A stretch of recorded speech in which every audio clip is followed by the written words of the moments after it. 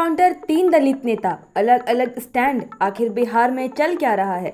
बिहार के भोजपुर के बिलौटी गांव में भरत भूषण तिवारी एनकाउंटर अब केवल एक पुलिस कार्यवाही का मामला नहीं रह गया।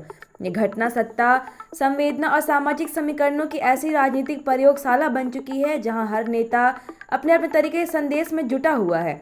न्यायिक जांच का आदेश हो चुका है, लेकिन उसके पहले राजनीतिक फैसले और बयानबाजी का दौर तेज हो गया है। भरत तिवारी की मौत के बाद सबसे पहले बयान केंद्रीय मंत्री जीतन मांझी का आया, जिन्होंने पुलिस कार्रवाई को सही ठहराया। इसके ठीक उलट केंद्रीय मंत्री चिराग पासवान बिलौटी पहुंचे, परिजनों से मिले और पूरे मामले को हत्या बताते हुए पुलिस प्रशासन पर गंभीर सवाल उठा दिए। इसके बाद बिहार सरकार के मंत्री अशोक चौधरी भी गांव पहुंचे और पीड़ित परिवार के साथ खड़े नजर आए। सवाल यह है कि एक ही एनडीए में 3 अलग अलग आवाजें क्यों सुनाई दे रही हैं? चिराग पासवान का भोजपुर पहुंचना केवल मानवीय संवेदना नहीं माना जा रहा।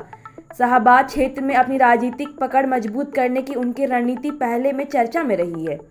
ऐसे में भरत तिवारी प्रकरण उन्हें स्वर्ण समाज के बीच संवाद का अवसर देता दिख रहा है। वहीं मांझी का रुख उनके पारंपरिक दलित वोट बैंक को संदेश देने वाला माना जा रहा है।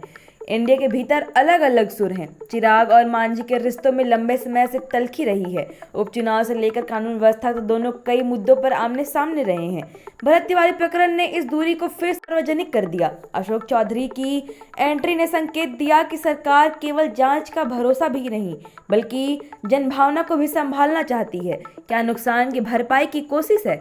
मांझी के बयान के बाद जिस तरह चिराग और फिर अशोक चौधरी बिलौटी पहुंचे, उससे राजनीतिक गलियारों में यह चर्चा तेज है कि एनडीए संभावित नाराजगी को कम करने की कोशिश कर रहा है, खासकर उस समय जब उपचुनाव और आगामी राजनीतिक चुनौतियां सामने हैं। भाजपा की बजाय सहयोगी दलों के नेताओं को आगे करने की रणनीति भी इसी नजरिए से देखी जा रही है। भोजपुर के भरत तिवारी एनकाउंटर मामले ने अब एक और नया रुख लिया है। मंत्री अशोक चौधरी भरत तिवारी के घर पहुंचे और एनकाउंटर पर सवाल उठाते हुए उन्हें बहादुर बताया, तो इसे सरकार के भीतर अलग सोच के संकेत के रूप में देखा गया। लेकिन इसके तुरंत बाद जेडीयू ने डैमेज कंट्रोल करते हुए साफ कर दिया कि अशोक चौधरी का बयान उनकी व्यक्तिगत राय है, पार्टी या सरकार का आधिकारिक रुख नहीं। मंत्री श्रवण कुमार का यह बयान इस बात का संकेत देता है कि पार्टी नहीं चाहती कि सरकार के आधिकारिक लाइन पर कोई भ्रम पैदा हो, खासकर संवेदनशील मामले में जहां पुलिस की कार्रवाई भी सवालों के घेरे में है।